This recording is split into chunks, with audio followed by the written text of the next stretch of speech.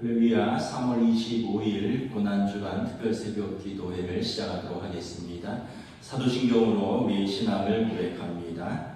나는 전능하신 아버지 하나님 천지의 창조주를 믿습니다. 나는 그의 유일하신 아들 우리 주 예수 그리스도를 믿습니다.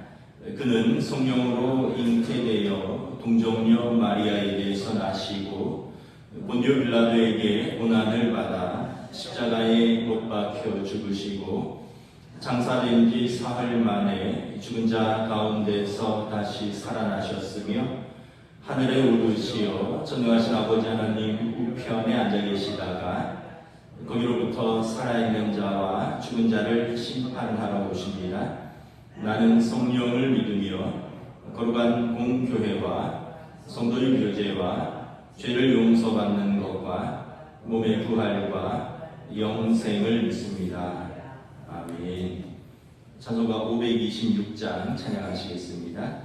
찬송가 526장입니다.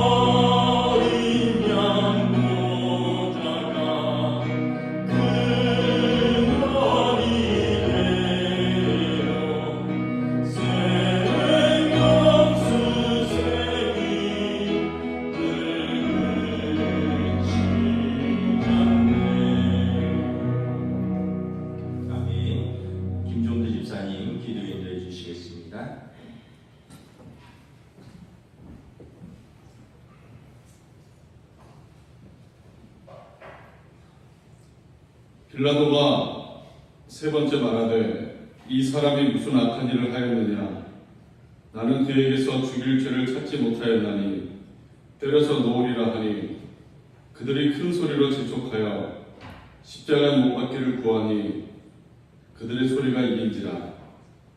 이에 빌라도가 그들이 구하는 대로 하기를 엄도하고 그들이 요구하는 자 곧 밀란과 살인으로 말미암아 옥에 갇힌 자를 도와주고 예수를 넘겨주어 그들의 뜻대로 하게 하리라. 아멘.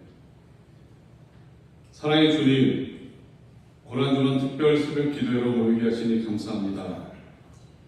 주님께서 어린 나귀를 타고 예루살렘에 입성할 때 종려나무 가지를 흔들며 호산나 호산나 외치던 백성들이 돌변하여 주님을 십자가에 못 박으라고 소리치던 모습을 떠올리며 그러한 백성들이 우리가 아니었을까 하는 생각을 합니다.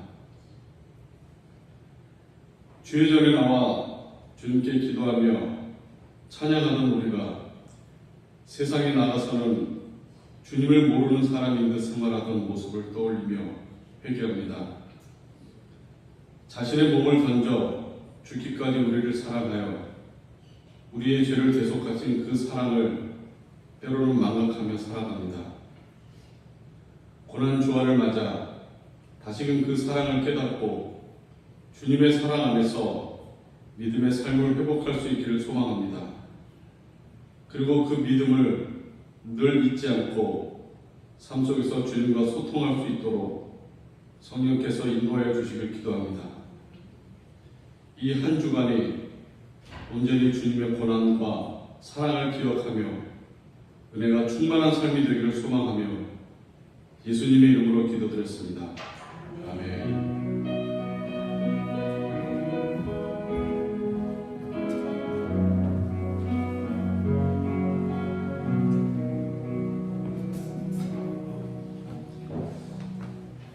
오늘 우리 주신 하나님 말씀은 신약 성경 누가복음 15장 11절에서 12절까지 말씀 보도록 하겠습니다. 누가복음 15장 11절에서 12절 말씀입니다. 신약 성경 121페이지입니다. 다 찾으신 줄 알고 제가 한 절, 또 여러분들이 한 절 읽도록 하겠습니다. 또 이르시되 어떤 사람에게 두 아들이 있는데 그 둘째가 아버지에게 말하되 아버지여 재산 중에서 내게 돌아올 금빛을 내게 주소서 하는지라 아버지가 그 살림을 각각 나눠 주었더니. 할렐루야. 고난주간 특별 새벽 기도에 나오신 우리 성도들을 주님의 이름으로 또 환영하고 축복하고 한 주간 또 우리가 말씀을 통해서 기도를 통해서 우리를 십자가에 죽으시기까지 사랑하신 또 주님의 마음을 알아가는 시간이 되기를 원하고요. 또 우리가 이번 주제가 탕자의 비유를 통해서 본 회개와 회복의 여정입니다. 그래서 잘 아는 말씀이지만 한 절 한 절 좀 깊이 들여다보면서 우리의 상태와 또 어떻게 회복하고 회개함으로 나아가야 되는지를 우리가 좀 말씀을 보도록 하겠습니다. 11절 우리가 다시 한번 우리 한번 봉독하겠습니다. 시작. 또 이르시되 어떤 사람에게 두 아들이 있는데, 시작을 어떤 사람에게 두 아들이 있다라고 시작을 합니다. 아버지에게 어떤 사람은 두 아들이 있는 것이죠. 왜 이렇게 시작을 할까? 아버지와 아들이 있다는 것을 이야기하는 겁니다. 아들 혼자 존재할 수 없고 아들은 아버지를 통해서 존재한다는 것을 말하는 것입니다. 여러분, 인간이 똑똑한 것 같고 과학기술이 발전한 것 같지만 우리가 하나님을 통해서 존재하는 것입니다. 스스로 존재할 수 없습니다. 그래서 우리가 내가 누군지 알려면 먼저 우리 아버지이신 하나님을 알아야 되는 것입니다. 하나님 안에서 자신을 알아가는 것입니다. 아버지를 모르고 우리 자신을 정확하게 알 수 없습니다. 하나님 아버지께서 우리를 창조하셨고 우리를 하나님 아버지의 형상대로 우리를 하나님 아버지의 성품으로 또 우리를 하나님 아버지와 소통할 수 있는 그런 영적인 관계로 우리를 창조하셨습니다. 그래서 내가 누군지를 알려면 하나님 아버지를 알아야 하는 것입니다. 하나님을 떠나서 자신을 정확하게 이해할 수 없습니다. 왜 많은 사람들이 열심히 사는 것 같은데 불행하다고 생각할까? 내가 누군지 정확하게 모르기 때문입니다. 자신이 누군지 알지 못하니 자기 마음대로 살거나 아니면 자기가 볼 때 좋아 보이는 사람의 모습을 모방합니다. 여러분, 자기 기준이 없으니까 다른 사람의 평가에 굉장히 민감합니다. 다른 사람에게 인정받기 위해 몸부림치고 다른 사람 말 한마디 한마디에 민감하게 반응합니다. 그래서 때로는 자신을 과대 포장하기도 하고 때로는 자신을 열등감을 가지고 자신을 혐오하거나 거부하기도 합니다. 이것이 자신이 누구인지를 정확하게 모르기 때문에 그렇습니다. 하나님 안에서 자신에 대한 그 기준이 서 있지 않기 때문에 우리가 자기 마음대로 살거나 아니면 이렇게 좋아 보이는 사람을 모방하면서 자신을 잃어버리면서 사는 것 같습니다. 그러니까 열심히 사는 것 같은데 늘 인생이 갈급하고 목마른 것입니다. 여러분, 빨리 자기 기준을 찾아야 되는 것입니다. 내가 누군지를 알지 못하면 그래서 방황하는 인생을 사는 것입니다. 오늘 탕자의 이야기의 전환점은 탕자가 가장 밑바닥에서 내게 아버지가 있다라는 사실을 인식할 때입니다. 그때부터 그의 삶의 변화가 시작됩니다. 내게 아버지가 있구나라는 것을 인식할 때 탕자가 새로운 마음, 새로운 생각으로 그리고 아버지가 있는 집으로 돌아갈 생각을 하는 것입니다. 만일 아버지가 없었다면 탕자는 돌아갈 곳도 없었을 것이고 그는 집으로 돌아갈 생각도 하지 못했을 것입니다. 그런데 탕자가 아버지가 내게 있다라는 사실을 인식할 때 비로소 나는 돌아갈 곳이 있구나 하는 것을 깨닫는 것입니다. 우리 인생은 여러분, 하나님 아버지가 계심을 알 때 비로소 우리 인생의 방황이 그치고 우리가 새롭게 출발할 수 있는 전환점이 되는 것입니다. 하나님 아버지가 계시고 그리고 나를 환대하시는 아버지의 집으로 찾아가는 우리의 인생의 여정이 여러분, 우리의 믿음의 삶이고요.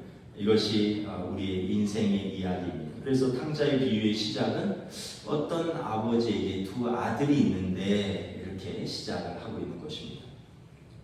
또한 이 말씀은 우리는 관계 속에서 살아가는 존재라는 것을 의미합니다. 아버지와 아들이 연결되어 있습니다. 아들은 아버지와의 관계 속에서 자신이 누구인지를 알 수 있고 또한 두 아들도 아버지와의 관계 속에서 서로 연결되어 있는 존재라는 것을 이 말씀하고 있는 것입니다. 근데 두 아들은 이 귀한 관계를 모르고 있는 것입니다. 작은 아들은 아버지와의 관계를 무시하고 있고 큰 아들은 아버지 안에서 연결되어 있는 작은 아들, 동생과의 관계를 소홀히 하고 있습니다. 그래서 아버지와의 마음을 알지 못하고 아버지와의 관계를 깨닫지 못하니까 아버지는 슬픈 것입니다. 큰아들도 마찬가지입니다. 형으로서 동생과 연결되어 있는데 방탕하고 그래서 실패한 동생이 돌아왔을 때 그 동생을 타인대하듯이 대합니다. 자신과 연결되어 있다고 생각하지 못합니다. 그래서 또 역시 아버지의 마음을 아프게 합니다. 작은 아들이나 큰 아들이나 다 아버지의 마음을 아프게 하는 길은 동일한 것입니다. 두 아들은 자신이 아버지와 연결되어 있고 그리고 아버지를 중심으로 서로 연결되어 있는 그 관계를 알 때 비로소 그 가정이 화목하게 되고 건강하게 되고 그리고 올바른 방향으로 나아가게 되는 것입니다. 여러분, 신앙생활도 마찬가지입니다. 하나님을 믿는다는 것은 하나님과의 올바른 관계 속으로 들어간다는 것을 의미하는 것입니다. 하나님과의 올바른 관계를 믿는다는 것을 의미하는 것입니다. 또한 교회 공동체는 뭐냐면 하나님 아버지 안에서 영적으로 우리가 서로 연결되어 있는 관계라는 것을 서로 인식하고 고백하는 공동체입니다. 이 관계가 중요합니다. 하나님과 나와의 관계, 나와 다른 사람들과의 관계. 그래서 이 마귀의 계략은 뭐냐면 이 관계를 깨는 것입니다. 분열시키는 것입니다. 관계를 깨면 다 무용지물이 되기 때문에 그렇습니다. 창세기에 보면 아담과 하와가 선악과를 먹는 것은 사실은 그 먹는 것 자체가 아니라 하나님과의 신뢰의 관계를 깨는 것입니다. 하나님과의 관계가 깨지니까 자연스럽게 아담과 하와의 관계도 깨어졌습니다. 살 중에 살이요 뼈 중에 뼈주라 했던 두 사람이 그 여자가, 하나님이 주신 그 여자가 내게 먹으라 했다. 그러면서 하나님과의 관계가 깨어지고 사람 사이의 관계가 깨어지는 것입니다. 이것이 사단 마귀의 계략입니다. 우리는 홀로 존재하지 않고 우리는 서로의 관계 속에서 상호 관계를 맺으면서 살아가는 것입니다. 그 사람이 있으므로 내가 의미가 있고 내가 있으므로 그 사람이 의미가 있는 것입니다. 그리고 그 사람과 내가 있으므로 우리가 존재하는 것입니다. 그래서 탕자의 비유는 어떤 아버지에게 두 아들이 있는데 아버지와 아들의 관계, 두 아들과 아들의 관계에 대해서 이야기를 시작하고 있는 것입니다. 이 작은 아들은 아버지의 관계나 아버지의 마음보다 관심 있는 것이 있었습니다. 12절 함께 공부합니다. 그 둘째가 아버지에게 말하되 아버지여 재산 중에서 내게 돌아올 분깃을 내게 주소서 하는지라. 아버지가 그 살림을 각각 나눠 주었더니 둘째 아들의 요구사항은 뭐냐면 아버지의 재산 중에서 내 몫의 분깃을 달라는 것입니다. 예수님 당시 상속법에 의하면 큰아들이 이제 2배를 가지게 되어 있습니다. 그리고 작은 아들이 나머지, 그러니까 3분의 2는 큰아들 몫이고요. 작은 아들 몫은 3분의 1입니다. 그 당시에 그 가부장적 사회에서 장자, 우대, 불균등 상속법입니다. 어쨌든 작은 아들은 아버지에게 내 몫의 분깃을 지금 달라는 것입니다. 그런데 이 고대 근동의 문화는 어떤 문화냐면 이 유산 분배는 원칙이 있는데 아버지가 돌아가시기 직전이나 아버지가 돌아가신 이후에 이것을 나누는 것입니다. 그 당시의 문화는 지금보다 훨씬 가부장적이고요. 훨씬 더 전통을 중요하는 보수적인 사회였습니다. 근데 지금 이 둘째 아들은 아버지가 정정하게 살아있는데 자기 몫의 유산 분배를 요구하는 것입니다. 둘째 아들은 아버지의 삶이나 아버지의 자체에는 관심이 없습니다. 둘째 아들의 관심은 아버지의 재산입니다. 그리고 자기 몫의 분깃입니다. 이것은 자식으로서 부모에 향한 도리에 어긋나는 것입니다. 부모에 대한 반항이자 반역인 것입니다. 오늘 이 탕자의 비유를 잘 읽어보면 아버지와 아들들의 관심사가 다르다는 것을 알 수 있습니다. 우리가 탕자 이야기를 집에 가서 한번 본문을 쭉 읽어보세요. 아버지의 관심사는 아들 그 자체입니다. 아들의 그 생사, 그 아들 그 자체에 관심이 있고요.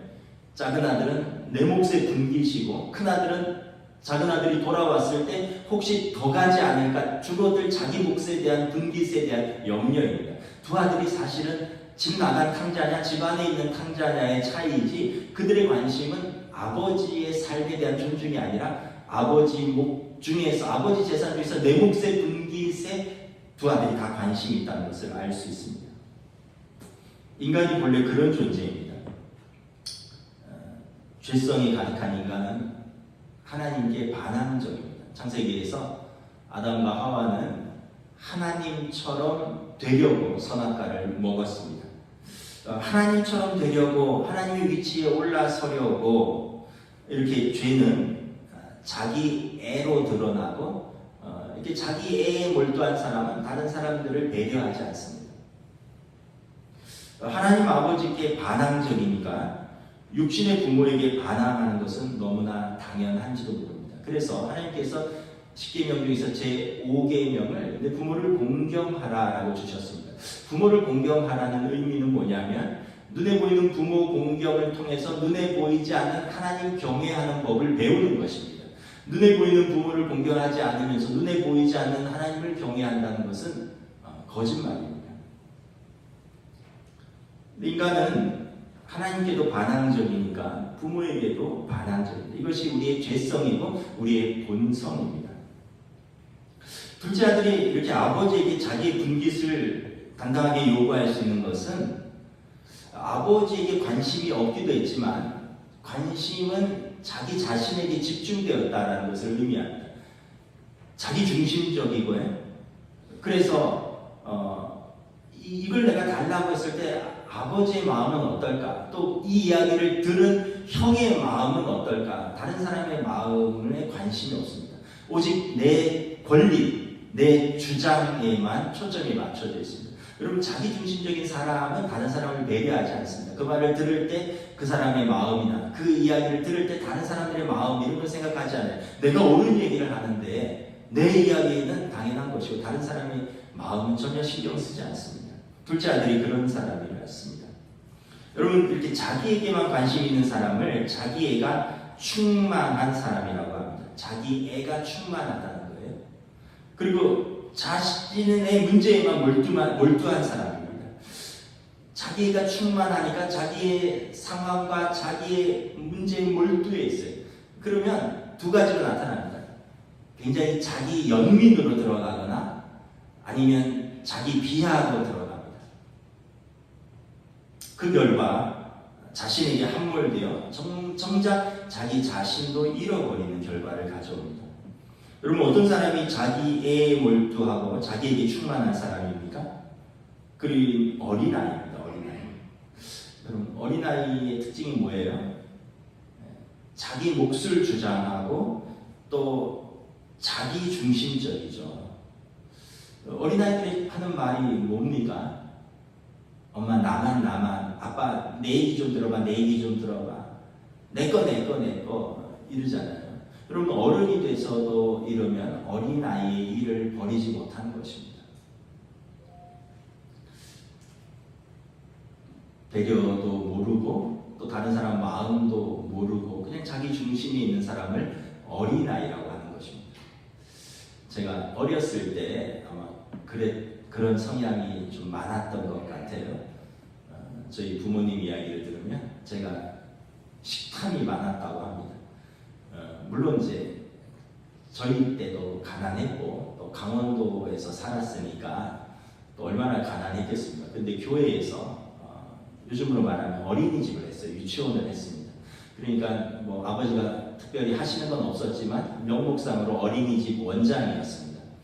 그러니까 오후 한 3시쯤 되면 어린이집 선생님들이 원장님한테 아이들 나눠주는 간식을 이렇게 가져왔어요. 그러면 이제 요구르트 3개, 삶은 달걀 3개입니다. 주로 그런 걸 가져왔던 것 같아요. 근데 저희 집이 3남매니까 그러면 제가 눈에 띄면 제가 다 먹었대요. 그래서 아버지가 너는 누나도 없고 동생도 없냐? 제 여동생이 저보다 5살이나 어린데 넌 오빠가 돼서 어떻게 자기만 아냐? 이런 이야기를 자주 들었던 기억이 있습니다. 저는 지금도 계란을 먹으면 꼭 2개씩 먹습니다. 하나로는 성이 안 차요. 어렸을 때 달걀의 굶주렸던 것 같아요. 여러분, 그 어린아이는 그래서 계속 자라야 합니다. 계속 자라야 되고요. 계속 배워야 합니다. 여러분, 성인이 돼서도 계속 자기에 충만하고 자기에게만 몰두하고 있다면 그 사람을 뭐라고 합니까? 성인아이라고 합니다. 성인아이. 그러면 몸은 장성했는데 정신은 여전히 어린아이라는 뜻입니다. 그건 불쌍한 것이죠. 미성숙한 상태라는 뜻입니다. 여러분, 제가 이 나이가 됐는데도 집에 먹을 것이 있으면 아이들 거 안 먹고 제가 다 먹는다고 해보십시오. 그러면 제가 어떻게 아버지가 될 수 있겠습니까? 자란다는 것은 어린아이의 상태를 버리는 것입니다. 사도 바울은 고린도전서 13장 11절에서 이렇게 고백했습니다. 내가 어렸을 때는 말하는 것이 어린아이와 같고 깨닫는 것이 어린아이와 같고 생각하는 것이 어린아이와 같다가 장성한 사람이 되어서는 어린아이의 일을 버렸노라. 여러분, 우리는 신앙의 연륜이 있으면 이제 어린아이를 벗어나야 됩니다. 여러분, 나이가 들으면 30이 넘고 40이 되고 50이 되고 이러면 예전하고 달라야 합니다. 계속 어린아이처럼 얘기하면 항상 자기 얘기만 하고 항상 자기 입장에서만 얘기하고 항상 자기 편에서만 생각하고 이러면은 여러분, 미성숙한 것입니다. 중세 최고 영성가 중 한 명인 토마스 머튼은 이렇게 이야기했습니다. 최고의 영적 성숙은 보통 사람, 즉 온전한 사람이 되는 것이다 라고 말했습니다. 여러분, 보통 사람이 되는 게 성숙한 사람입니다. 온전하게 성숙한 사람이 되는 게 최고의 영성입니다. 최고의 영성은 뭐 방언을 하고 뭐 기적을 보고 이런 것이 아니라 보통 사람이 되는 거예요. 성숙한 자기 몫을 감당하는 사람이 되는 것입니다. 영적 성숙은 특별한 것이 아니라 기본을 지키는 것입니다. 기본적인 질서 안에서 가장 기본적인 관계를 존중하고 가장 기본적인 것들을 책임있게 해나가는 것이 성숙한 사람입니다. 여러분, 가정에서 아버지는 아버지의 역할을 하는 것입니다. 엄마는 엄마의 역할을 하는 거예요. 자녀는 자녀의 위치에 서 있는 것입니다. 남편은 남편으로서의 책임을 감당하는 것입니다. 아내는 아내로서의 책임을 감당하는 것입니다. 이걸 못하면 성숙한 가장이 아니고 성숙한 가정이 아니고 건강한 가정이 아닙니다. 여러분, 많은 가정들의 어려움이 무엇입니까? 자기 역할을 그 기본적인 질서 속에서 못하기 때문에 그런 것입니다. 저희 동기 목사님이 목회하는 교회가 이름이 다운 교회예요. 그래서 언제가 그 교회에 저희들이 갔다가 방문을 했다가 물어봤어요. 이름이 왜 다운 교회냐? 다운, 밑으로 내려가는, 겸손하게 하나님과 세상을 섬기라는 뜻에서 다운 교회냐 했더니 뭐 그런 의미도 있지만 그런 의미는 아니래요. 그 이름을 개척자인 그 일대 목사님이 지으셨는데 의도는 뭐냐면 목사는 목사답고 장로는 장로답고 권사는 권사답고 안수집사는 안수집사다운 그런 다운 교회, 그런 교회가 성숙한 교회다. 이런 의미에서 이름을 다운 교회로 지었다는 거예요. 여러분, 각자의 직분에 따른 사명과 책임을 감당하는 것이 성숙한 직분자입니다.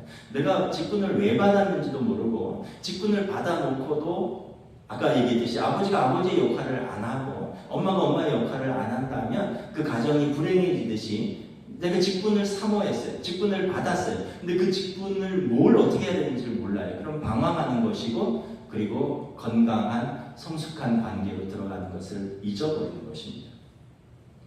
이 둘째 아들은 아버지의 관계에도 관심이 없었고 아버지의 마음에도 관심이 없었고 형의 마음에도 관심이 없었고 그냥 오직 내 분기, 내 몫에만 관심이 있었던 사람입니다. 그런데 놀라운 것은 아파하면서도 다 내어주는 아버지를 볼 수 있습니다. 아파하면서도 다 내어줘요. 우리 12절 다시 한번 공독하겠습니다. 시작. 그 둘째가 아버지에게 말하되 아버지여 제 삶 중에서 내게 돌아올 분깃을 내게 주소서 하는지라. 아버지가 그 살림을 각각 나눠 주었더니 아버지가 둘째 아들의 요구를 듣고 얼마나 당황했겠습니까? 야, 내가 아직 살 날이 더 많았는데 아니 벌써 내 재산을 유산으로 달라고. 아버지 당황했을 거예요. 아마 그 옆에 듣고 있던 형은 더 당황했을 겁니다. 아, 벌써 그 몫을 받아간다고? 그럼 내 몫은 어떻게 되는 거야? 사실 아버지에게는 이걸 거절할 권한이 있었습니다. 여러분, 저 같으면 거절했을 것 같아요. 아직 때가 아니다. 거절했을 것 같습니다.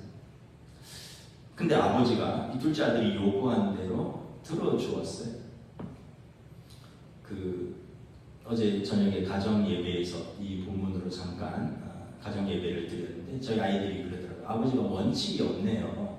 안 된다는 걸 안 된다 하고 또 집에 있는 형에게도 이렇게 나간 자식만 또 챙기지 말고 집에 있는 형을 귀하게 여겨서 형에게도 주고 이래야 되는데 아버지가 좀 원칙이 없는 것 아니냐 뭐 이런 얘기를 했는데 제가 말씀을 보니까 그 살림을 각각 나눠줬더니 형에게도 준 겁니다. 약속을 준 거예요. 그런데 아버지가 무능력하고 원칙이 없어서가 아니라 사랑하기 때문에 져준 것입니다. 아니라는 거 아니라고 해야 되는데 아니라고 해도 못 들으니까 아버지가 져준 거예요. 슬프지만 아프지만 그냥 져준 겁니다. 자녀들은 부모의 마음을 다 이해를 못해요. 그럼 아들이 딸이 막무가내로 나오면 막을 수가 없어요. 자식 이기는 부모 없다고, 물론 이기는 부모도 있긴 하지만 일반적으로 자식 이기는 부모가 없어요. 이게 막무가내로 하면 어떻게 막을 수가 없어요. 제가 아는 권사님은 딸이 결혼을 한다고 이제 남자친구를 데리고 왔어요. 남자친구를 데려왔는데 이렇게 조금 지켜보니까 그 권사님의 어머니가 반대를 했어요. 너 남자친구가 성격이 굉장히 모나다. 너를 사랑한다고 하는데 굉장히 집요하고 소유욕이 강하고 집착하는 경향이 있다. 그러면 힘들어서 못 산다고 반대를 했어요. 근데 뭐 딸은 나를 좋아하니까 그런 거다. 그거 어떻게 말리겠어요? 나중에는 제가 알기로는 그 엄마가 너가 그렇게 꼭 그 사람하고 결혼한다면 나는 한강에서 뛰어내리겠다 이렇게까지 말했는데도 그 딸은 내가 사랑하니까 내가 책임지겠다 하고 결혼을 했어요. 근데 사실 딸이 못 보는 걸 엄마가 보는 것이 있죠. 근데 딸을 어떻게 이기겠어요? 그리고 한 5년 살다가 이혼을 했는데 그때 딸이 그런 이야기를 했다 그래요. 살다 보니까 엄마 말이 무슨 말인지 알겠다. 꼼짝을 못하게 하고 집착하고 집요하게 괴롭히고 뭐 하나 있으면 끝까지 그걸 자기 마음에 해결될 때까지 그거를 사람이 살 수가 없는. 그때 엄마 말을 내가 들었어야 되는데 근데 그때는 엄마의 시각을 가지지 못한 것이고 그때는 엄마가 아빠가 말려도 못 듣는 거죠. 그때는 그거 어떻게 하겠어요? 여러분 자식이 뭘 하겠다 그러면 막을 수가 없어요. 그러니까 아버지가 무능해서가 아니라 아버지가 원칙이 없어서가 아니라 반대해도 아들을 이길 수 없기 때문에 아프지만 아들의 요구를 받아준 것입니다. 아마 아버지는 아들에게 유산을 분배하면서 슬픔을 느꼈을 것입니다. 그 슬픔은 돈을 잃은 것 때문이 아니라 아들을 잃어서 아픈 것입니다. 성경에 보면 이스라엘이 그랬습니다. 이스라엘은 사자이자 선지자인 사무엘에게 이스라엘의 왕을 세워달라고 요구했습니다. 사무엘이 처음에 반대했습니다. 너희에게는 하나님이 너희를 직접 통치하신다. 근데 이스라엘은 아니다. 우리에게도 인간 왕이 필요하다. 우리를 다스릴 왕을 세워달라. 사무엘이 고민이 깊어졌어요. 하나님께 기도합니다. 하나님께서 이렇게 말씀하십니다. 사무엘상 8장 7절에 여호와께서 사무엘에게 이르시되 백성이 내가 한 말을 다 들으라. 내게 한 말을 다 들으라. 이는 그들이 너를 버림이 아니라 나를 버려 자기들의 왕이 되지 못하게 함이니라. 하나님 아버지의 마음과 하나님 아버지의 슬픔을 느낄 수 있어요. 백성이 왕을 세워달라는 것은 나를 버림이라. 그런데 하나님 그들을 사랑하니까 그렇게 해주어라. 이스라엘을 애굽의 바로의 압제에서 건져내고 홍해를 마른 땅에서 건졌으며 만나와 메추라기로 먹이시고 반석에서 물을 내어 마시게 하신 하나님, 그 광야 40년을 불기둥과 구름기둥으로 지켜주신 하나님, 그 하나님을 왕으로 섬기기를 거부하고 인간 왕을 세워달라는 것입니다. 하나님은 거절하실 수도 있었습니다. 그러나 하나님 그들의 요구를 들어주셨습니다. 왜냐하면 자식 이기는 아버지가 없기 때문에 그래요. 아프지만 슬프지만 아버지는 그 아픔을 감싸 안고 그 요구를 들어준 것입니다. 그리고 이스라엘은 자기들이 세운 왕 때문에 고생하죠. 사울 왕 때부터. 그리고 이스라엘의 역대 왕들은 사람의 통치가 이렇게 백성을 고통스럽게 하고 허접하구나 것을 그들이 온 몸으로 역사로 깨달았습니다. 둘째 아들은 이 아버지의 유산 중에서 내 분깃만 있으면 나는 행복할 것이라고 생각했습니다.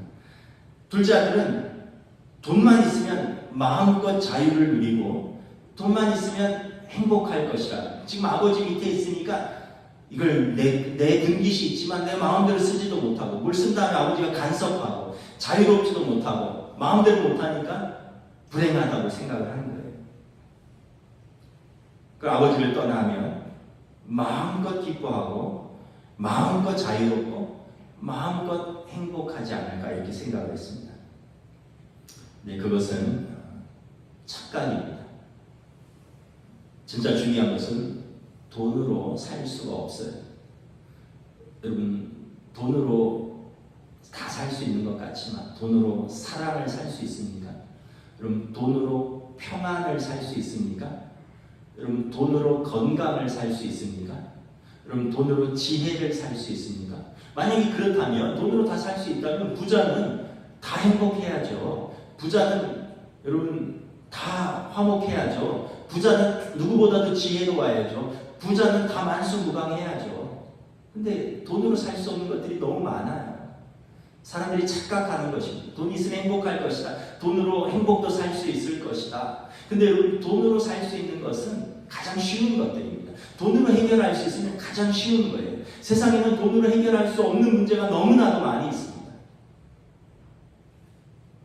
여러분, 러시아 우크라이나 문제 돈으로 해결 가능합니까? 여러분, 우리들의 가정에 어려움들이 있는데 돈으로 해결하면 쉬운 일입니다. 그것은. 그게 돈이 있어도 해결 안 되는 일들이 많이 있어요. 철없는 둘째 아들은 이걸 모르는 것입니다. 아버지의 슬픔에는 또 다른 이유가 있어요. 앞으로 아들이 겪게 될 고통이 아버지는 아는 거예요.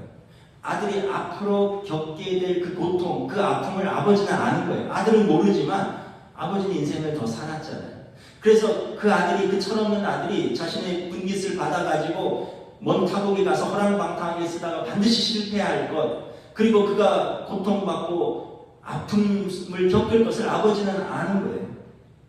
준비가 안 된 아들이 슬프고 고통받는 것을 알지만 그걸 내어줄 수밖에 없는 그 아버지의 마음은 또 슬픈 것이죠.